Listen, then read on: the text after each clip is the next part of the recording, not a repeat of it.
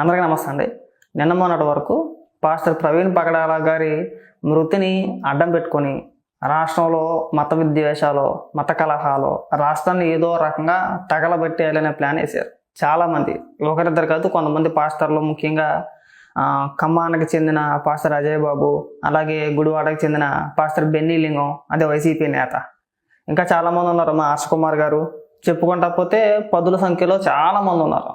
వాళ్ళు ఎప్పుడు మాట్లాడినా మేము ఓచకోత కోస్తాం, రాష్ట్రాన్ని తగలపెట్టేస్తాం, మా సైన్యం ఎక్కడే కాదు తెలంగాణ రాష్ట్రాల్లోనూ ఉన్నారు, ఇతర రాష్ట్రాల్లోనూ ఉన్నారు, అవసరమైతే వాళ్ళందరినీ కూడా ఇక్కడికి తీసుకొచ్చి బైబిల్ని పక్కన పెడితే మా అంత గోండాలో, మా అంత ఇది పెద్ద పోటుగాలు ఎవరూ లేరు, మేము అందరిని ఓచకోత కోసేస్తామని చెప్పేసి విద్వేషాలు రెచ్చగొట్టే ప్రయత్నాలు చేశారు.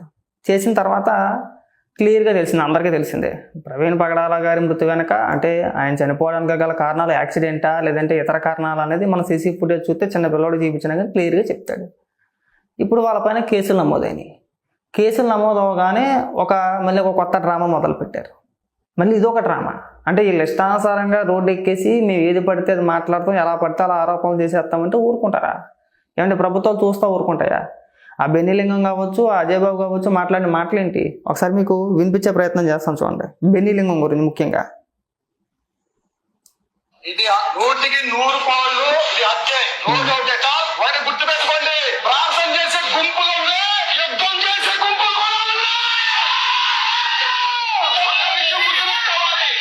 ఇక్కడ తెలంగాణ రాష్ట్రంలో ఇచ్చిన ప్రవీణ్ కుమార్ అని చెప్పి ఇక్కడ దాటవలసిన కార్యక్రమాలు ఏవైతే ఉన్నాయో వాటిని దాచిపెట్టడానికి ప్రయత్నం చేస్తే సపోర్ట్ తెలంగాణ నుంచి కూడా తీసుకురావాల్సి వస్తుంది. ఇంకా గుర్తుపెట్టుకోండి, ఎంతవరకైనా బిగించడానికి రాష్ట్ర వ్యాప్తంగా క్రైస్తవులను కూడా ఉద్యమించడానికి సిద్ధంగా ఉన్నాం. నీ ఓటములకి చంద్రకాలు రావు.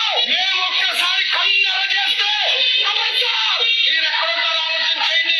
ఒక్క క్షణం బైబుల్ పక్కన పెడితే కోట్ల కోట్ల పక్కన కొడకల్లారా మమ్మల్ని కాదు మీరు మూర్ఖులు అని చెప్పేసి మాకు తెలుసు. మీరు మూర్ఖులు, ఏమాత్రం బుర్రా బుద్ధి జ్ఞానం లేని మూర్ఖులు అని చెప్పేసి మాకు తెలుసు. కానీ ఏది పడితే అది మాట్లాడితే ప్రభుత్వాలు, పోలీసు వ్యవస్థ చూస్తా ఊరుకోరు కదా. ఇవాళ కేసులు పెడుతున్నంటే అన్యాయం అంట, అక్రమం అంట. అరే మీ దగ్గర ఉన్న ఆధారాలు ఏంటండి? మీరు అంత నొక్కాయించి అంత ఖచ్చితంగా ఇది పక్కా హత్య అని చెప్పడానికి గల కారణాలు ఏంటి సార్? పోలీసు వారు అనేక సందర్భాల్లో చెప్పారు, మీ దగ్గర ఉన్న ఆధారాలు ఏమైనా ఉంటే తీసుకొచ్చి మాకు చూపించండి, ఆ కోణంలో కూడా మేము దర్యాప్తు చేస్తాము, అంతే తప్పితే ఏది పడితే అది మాట్లాడొద్దు అని చెప్పేసి అనేక సార్లు హెచ్చరించారు. అనవసరంగా మీరు మత విద్వేషాలు రెచ్చగొడుతున్నారండి. అది చాలా ఇబ్బందికరమైన పరిస్థితి. రాష్ట్రంలో గొడవలు జరుగుతాయి, లేదంటే కొట్లాట్లు ఇలాంటి జరిగే ప్రమాదం ఉందని చెప్పేసి అనేక సందర్భాల్లో చెప్పిన తర్వాత కూడా ఆ అజయ్ బాబుని పక్కన పెట్టుకొని ఈ బెన్నీ లింగం గారు మాట్లాడేంటండి, ఇవాళ పరారీలో ఉన్నాడు అంటే నమోదు చేయరా? మీ దగ్గర ఏ ఆధారాలు ఉండవా? ఈ బెన్నీ లింగం అనే కదా అజయ్ బాబు కూడా ఇంకా పెద్ద డిటెక్టివ్ అండి. అసలు అది ఎందుకు మాట్లాడతాడో, ఏం మాట్లాడతాడో, ఏ కోణంలో మాట్లాడతాడో, ఎలా మాట్లాడతాడో, బండి అతను కాదంటాడు, ఆ బండి మీద వచ్చిన అతను కాదంటాడు, ఆ ఫోన్పే అతను కాదంటాడు, ఆ యూపీఐ ఐడి అతను కాదంటాడు, మనిషి అతను కాదంటాడు. ఒకటి కాదు, రెండు కాదు, ఏకంగా హైదరాబాద్ నుంచి రాజమండ్రి వరకు వచ్చే దారిలో ఎన్ని సీసీ కెమెరాలు అయితే ఉన్నాయో అన్ని సీసీ కెమెరాలను కూడా మ్యానిపులేట్ చేస్తారా? ఏమండి ఇది సాధ్యమయ్యే పనేనా? అసలు అంత స్పష్టంగా కనబడుతుంటే మీ ఇంటెన్షన్ ఏంటి? ఆయన చనిపోయారనే బాధ వీళ్ళకి ఎవరికీ లేదండి. ప్రవీణ్ గారు చనిపోయారనే బాధ వీళ్ళకి కానీ ఇప్పుడు ఎవరైతే మాట్లాడుతున్న పోటుగాలు ఎవరైతే ఉన్నారో వాళ్ళు ఎవరికో కూడా ఆయన చనిపోయాడనే బాధ లేదు. దాన్ని అడ్డం పెట్టుకుని మనం ఏదో రకంగా విద్వేషాలు రెచ్చగొట్టి మనం పబ్బం గడిపేసుకోవాలి, రాష్ట్రంలో అల్లర్లు సృష్టించేయాలి. అంటే దాన్ని కూడా ఒక రకంగా మత ప్రచారానికి వాడుకుంటున్నారండి, వీళ్ళ ఉనికి కోసం అంతే. దీని వెనకాతలు ఎవరు ఉన్నారు అనేది మనకు స్పష్టంగా అర్థమైపోతుంది. ఎప్పుడైతే వైసీపీ నాయకులు, ఆ బెన్నీ లింగం కావచ్చు, ఇంకొంతమంది పాస్టర్లు కావచ్చు వాళ్ళు ఎంటర్ అయ్యారో దీని వెనకాతలు ఖచ్చితంగా వైసీపీ ఉందని మనకు క్లియర్గా అర్థమైపోయింది.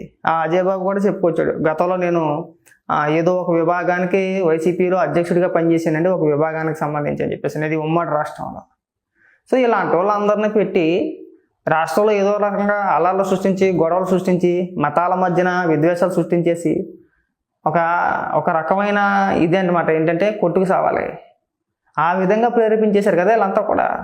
మరి వీళ్ళపైన ప్రభుత్వాలు యాక్షన్ తీసుకుంటే తప్పేంటండి? ఈ కేసులు పెడితే తప్పేంటండి?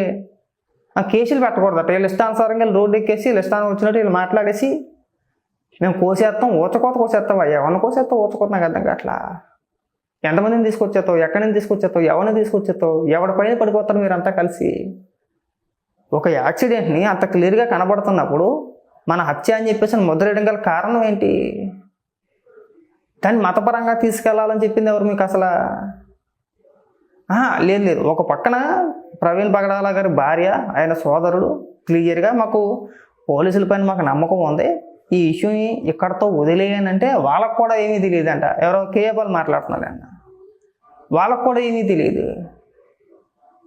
మా హర్షకుమార్ అయితే ప్రెస్ మీట్ పెట్టేసి పోస్ట్ మార్టం రిపోర్ట్ ఇంతవరకు ఎందుకు బయట పెట్టలేదు? అసలు నీకెందుకు చెప్పాలని నాకు అర్థం కావట్లా.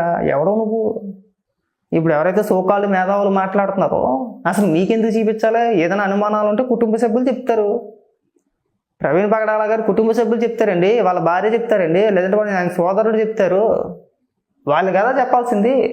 మాకు పలానా వ్యక్తుల పైన అనుమానం ఉంది, సో గతంలో ఇన్నిసార్లు బెదిరించారు, ఒకవేళ చేస్తుంటే కనుక వాళ్ళే చేసి ఉండాలని వాళ్ళ కుటుంబ సభ్యులు కదా చెప్పాల్సింది. వాళ్ళ కుటుంబ సభ్యులకి ఒక క్లారిటీ ఉంది, సో ఇలా జరిగిందని చెప్పేసి వాళ్ళు నమ్ముతున్నారు. వీళ్ళకి వచ్చేసింది పోస్ట్ మార్టం రిపోర్ట్లో ఏముందో మాకు ఇమీడియట్గా చెప్పాలి. చెప్పరో మీకు? దాని పోయే గన్నగాడు వచ్చేసి ఒక మతపరమైన ఇది రుద్దేసి మీరు చెప్తారా చెప్పారంటే నీకెందుకు చెప్పాలి? నువ్వు వెళ్ళావా?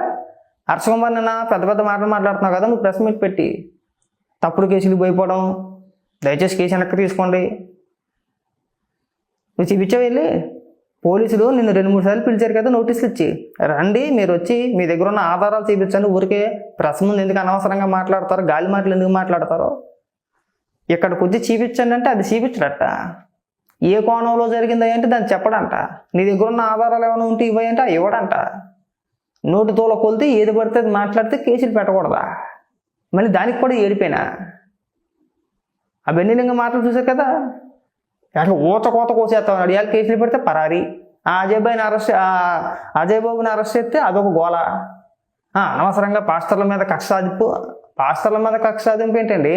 మత విద్వేషాలు రెచ్చగొట్టాలని చెప్పేసి ఒక పక్కన ప్రయత్నం చేస్తా ఉంటే కేసులు పెట్టకుండా ముద్దెట్టుకుంటారా? బాబు మీరు రెచ్చగొట్టేయండి అమ్మా అని చెప్పేసి అని. ఇంకా చాలామంది వాళ్ళకి తెలుసు కాబట్టి వీళ్ళ మాటలు ఎవడో నమ్మకుండా రెచ్చిపోకుండా శాంతియుతంగా ఉన్నారు కాబట్టి రాష్ట్రంలో ఎలాంటి అల్లర్లు జరగలేదు. లేకపోతేని ఒక మాదిరి అల్లర్లు సృష్టించడానికి ప్లాన్ చేశారనుకుంటున్నారా? ఒక రకంగా చూడాలంటే రాష్ట్రాన్ని తగలెట్టేస్తాను చూశారు. మామూలుగా కాదు, ఒక రకంగా చెప్పాలంటే రాష్ట్రాన్ని తగలెట్టేసి అల్ల కల్లోలం సృష్టించేద్దామని చెప్పేసి ప్లాన్ వేశారు. అవి వర్కౌట్ అవ్వాలా. ఖచ్చితంగా సమాజానికి ఎవడు చెడు చేయాలనుకున్నా సరే, విద్వేషాలు ఎవడో రెచ్చగొట్టాలనుకున్నా సరే వాళ్ళపైన ఖచ్చితంగా కేసులు నమోదవుతాయి. అది అజయ్ బాబా, లేదంటే బెన్నీలింగమా, హర్షకుమారా, ఇంకొక మేధావి ఉన్నాడు, ఆయన ఏదో పాస్టర్ తెలంగాణలో అనుకుంటా, ప్రొఫెసర్ రమేష్ ఏదో ఉంటుంది. అదొక విచిత్రమైన విశ్లేషణ. సరే ఎవిడెన్స్ కనబడుతుందండి, అక్కడ సీసీటీవీ ఫుటేజ్ కనబడుతుంది మనకి. ఇంకా హైదరాబాద్ నుంచి ఇక్కడ వరకు కూడా సీసీటీవీ ఫుటేజ్ మ్యానిపులేట్ చేసేస్తారా, మార్చేస్తారా? నేను సొంతంగా ఏమైనా క్రియేట్ చేస్తారా? క్రియేట్ చేయాల్సిన అవసరం ఉందా? ఒకడంటాడు, ఒక మేధావి అంటాడు మాస్క్ అన్ని గంటల పాటు మాస్క్ తెలియదు అంటాడా. ఒకడంటాడు హెల్మెట్ ఎందుకు తెలియదు అంటాడా. ఒకడు ప్యాంట్ కలర్ వేరే అంటాడా, ఒక టీషర్ట్ కలర్ వేరే అంటాడా. ఏమంటే 12 గంటలు 13 గంటలు జర్నీ చేసిన వ్యక్తి మధ్యలో 2-3 సార్లు కింద పడిపోయాడు. ఒకసారి 2 సార్లు కాదు కదా, 2-3 సార్లు కింద పడ్డాడు కదా ఆయన. అసలు మన బట్టలు మాయమండి. మనం పడకుండా నీట్గా బండి మీద కనీసం ఒక 50 కిలోమీటర్లు 100 కిలోమీటర్లు ప్రయాణం చేస్తేనే మన ఇంటికాడ వేసుకున్న బట్టలు అక్కడికి వెళ్ళేటప్పటికి బట్టలా ఉండవు కదా. అలాంటిది 2-3 సార్లు పడ్డ వ్యక్తి కొవ్వూరులో కూడా ఆయన ప్రమాదవశాత్తు జారిపడ్డ వ్యక్తి అయినా అలాంటప్పుడు ఎలా ఉన్న బట్టలు అలా ఉంటాయండి, ఎలా ఉన్న కలర్లు అలా ఉంటాయండి, మాయవండి. అంత చిన్న లాజిక్ తెలీదా? ఇంకా మాస్క్ హెల్మెట్ అంటారా? మాస్క్ ఎందుకు పెట్టుకున్నాడు అనే దానికి ఒక రీజన్ చెప్పొచ్చు. ఎందుకంటే ఆయనకి పాస్టర్గా అందరికీ తెలియకపోయినా సరే కొంతమంది ఆయన గుర్తుపడతారు కదా. సో గుర్తుపడతారో ఎందుకు వచ్చిందిలే అని చెప్పేసి అనే ఉద్దేశంతో కూడా మాస్క్ పెట్టుకుని ఉండవచ్చు. మనం ఆ కోణంలో ఆలోచించడం మానేసి ఆ ప్రతిదాన్ని కూడా కోడిగుడ్డు మీద ఏకలు పీకినట్టు ప్రతిదాన్ని కిరికడమే. ఆ ప్రతి ఒక్కడు విశ్లేషణ. ఒక రకంగా లైవ్లో ఏడ్చేస్తున్నాడు, ఒక రకంగా ఇప్పుడు మీ దగ్గర ఉన్న ఆధారాలు ఏమంటే ఆధారాలు ఏమి లేవు, ఊరికే చెప్పాలి కాబట్టి చెప్పేయాలి, ఆరోపణ చేయాలి కాబట్టి ఆరోపణ చేసేయాలి.